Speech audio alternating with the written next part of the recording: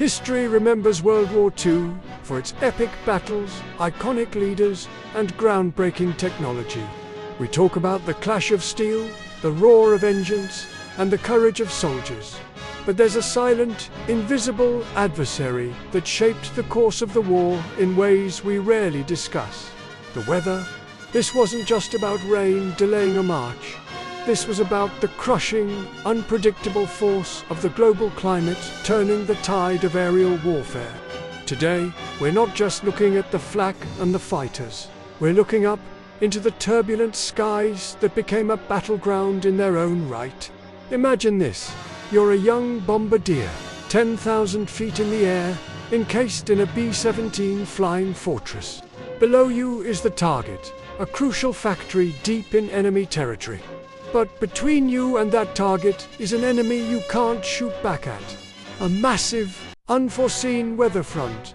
A wall of churning clouds and ice that seems to appear from nowhere. Your mission, planned meticulously for weeks, is suddenly thrown into chaos. This was the reality for thousands of airmen. They were flying at the very edge of aviation technology in unpressurized cabins where temperatures could plummet to 60 degrees below zero. Frostbite was a constant threat, as was the terrifying specter of anoxia from a malfunctioning oxygen mask. The planners on the ground did their best. They had meteorologists, rudimentary weather balloons, and reports from reconnaissance flights.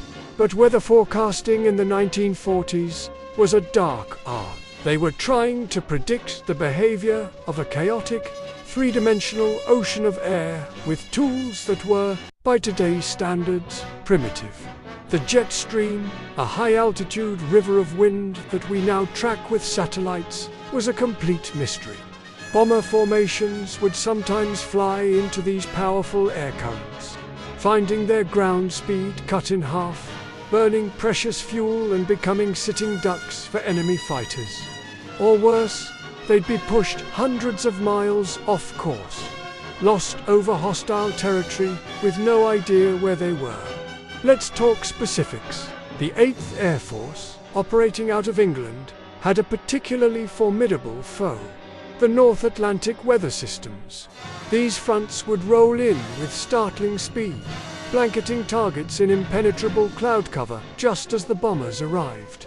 A mission to Schweinfurt or Regensburg was just a flight into the heart of the German war machine. It was a gamble against the sky itself. A clear forecast at takeoff could mean nothing by the time the fleet of hundreds of bombers crossed the channel.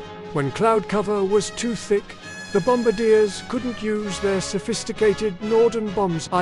They had to resort to bombing on an estimated position or simply dropping their payload on a secondary target, often with devastatingly inaccurate results. The frustration was immense. To fly for hours, endure relentless anti-aircraft fire and fighter attacks, only to be defeated by a bank of fog. And it wasn't just about seeing the target. Sudden, violent turbulence could shatter a tight bomber formation.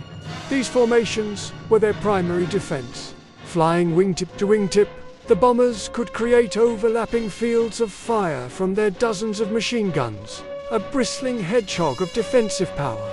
But when a wave of turbulence hit, it was like a giant, invisible hand shaking the planes apart. Aircraft would be thrown hundreds of feet up or down in seconds. Pilots fought with all their strength just to keep their massive planes level, let alone in formation. A B-2 for Liberator that fell behind or was pushed out of the box was isolated and vulnerable, a prime target for opportunistic Luftwaffe pilots. Many crews who were listed as shot down by enemy fighters were, in reality, first crippled and separated from their group by the sheer violence of the atmosphere. Then there was the cold, the bitter, soul-crushing cold. At 25,000 feet, every piece of exposed metal was a hazard. Gun barrels would freeze solid. Machine gun mechanisms would jam. Bomb bay doors would refuse to open. A crewman who touched a metal surface with a bare hand would lose skin instantly. Condensation from their own breath would freeze on the inside of the cockpit windows, obscuring the pilot's view at the most critical moments. The crew wore electrically heated suits, but these were notoriously unreliable. A short circuit could leave a man to slowly freeze in his seat, his effectiveness dropping to zero long before his body gave out. The weather wasn't just a passive obstacle, it was an active, aggressive force that attacked the men and their machines relentlessly. Consider the infamous Black Thursday raid on Schweinfurt in October 1943. While the heavy losses are rightly attributed to the ferocious German fighter defense, the weather played a crucial and often overlooked role.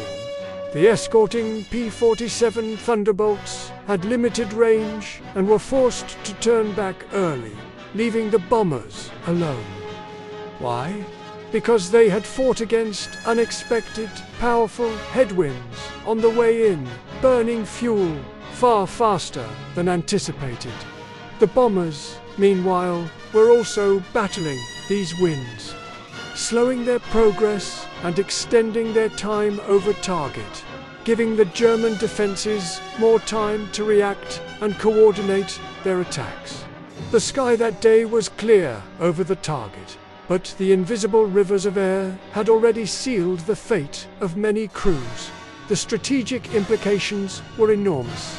The entire Allied combined bomber offensive was predicated on the ability to conduct sustained precision bombing. But the weather was the ultimate arbiter of when and where they could fly. Entire weeks could be lost, with hundreds of bombers and thousands of airmen grounded, waiting for a break in the clouds.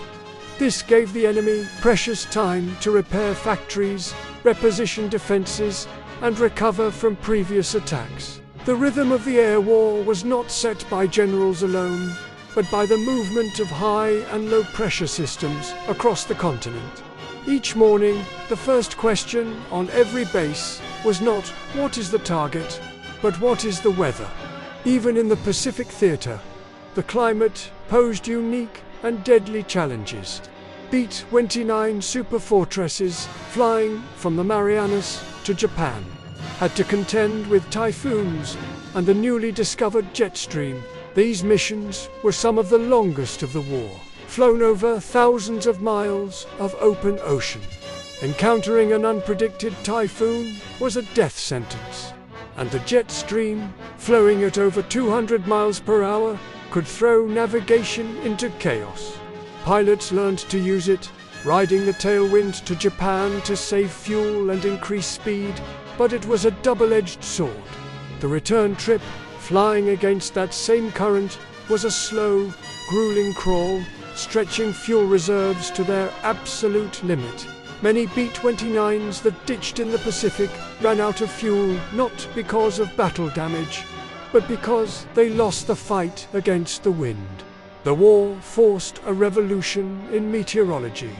The desperate need for accurate forecasting pushed the development of new technologies and a deeper understanding of atmospheric science.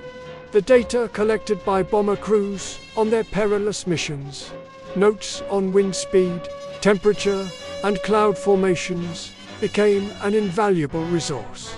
The weathermen who served with these groups were unsung heroes, holding the lives of thousands in their hands with every forecast they drew.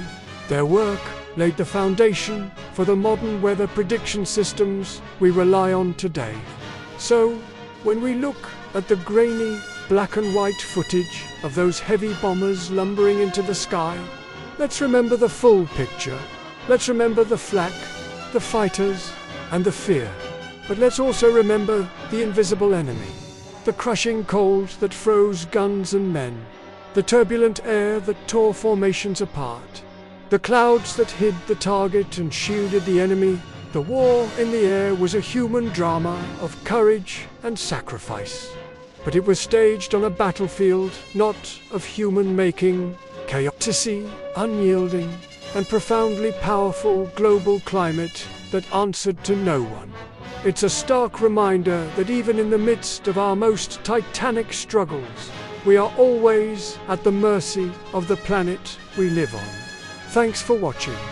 If you found this perspective on World War II history interesting, be sure to hit that like button and subscribe for more deep dives into the forgotten corners of the past. Let me know in the comments what other hidden factors of history you'd like to see explored. See you next time.